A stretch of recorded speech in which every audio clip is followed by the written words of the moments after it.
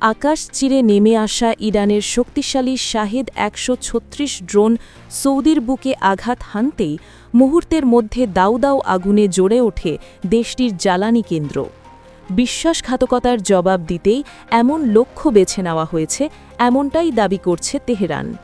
বহুস্তর বিশিষ্ট নিরাপত্তা বেষ্টনী থাকা সত্ত্বেও সেই দেয়াল ভেদ করে আঘাত হানা এই হামলা স্পষ্ট সতর্কবার্তা। মধ্যপ্রাচ্যের সংঘাতে যারা পক্ষ বদলাবে তাদের জন্য কোনো ছাড় নেই। এই নজিরবিহীন হামলার টার্গেট ছিল সৌদি আরবের পূর্বাঞ্চলে অবস্থিত রাস তানুলা তেল শোধনাগার, যা পরিচালনা করে বিশ্বের বৃহত্তম তেল কোম্পানি সৌদি আরামকো। বিস্ফোরণের পরপরই আগুন দ্রুত ছড়িয়ে পড়লেও নিয়ন্ত্রণে আনার চেষ্টা করে সৌদি কর্তৃপক্ষ। প্রাথমিকভাবে কার্যক্রম কিছু সময়ের জন্য স্থগিত করা হয়েছে, যদিও কোনো প্রাণহানির খবর মেলেনি। রাস তানুরা বিশ্বের সবচেয়ে গুরুত্বপূর্ণ তেল শোধন ও রপ্তানি কেন্দ্রগুলোর একটি। প্রতিদিন এখানে প্রক্রিয়াকরণ করা হয় ৫ লাখ ব্যারেলেরও বেশি অপ্রক্রিয়াজাত তেল, যা এশিয়া, ইউরোপ ও আমেরিকার বাজারে রপ্তানি হয়। বিশাল স্টোরেজ ট্যাঙ্ক, জটিল পাইপলাইন নেটওয়ার্ক, আধুনিক শোধন সুবিধা এবং আন্তর্জাতিক জাহাজের জন্য বৃহৎ বন্দর, সব মিলিয়ে বৈশ্বিক জ্বালানি সরবরাহের কেন্দ্রবিন্দু এই স্থাপনাটি।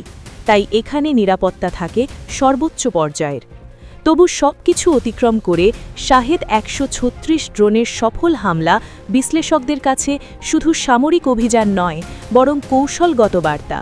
উপসাগরীয় উত্তেজনার মধ্যে সৌদির জ্বালানি অবকাঠামো টার্গেট করে ইরান দেখিয়ে দিল, প্রয়োজন হলে আঞ্চলিক শক্তির ভারসাম্য নড়বড়ে করে দেওয়ার ক্ষমতা তাদের রয়েছে।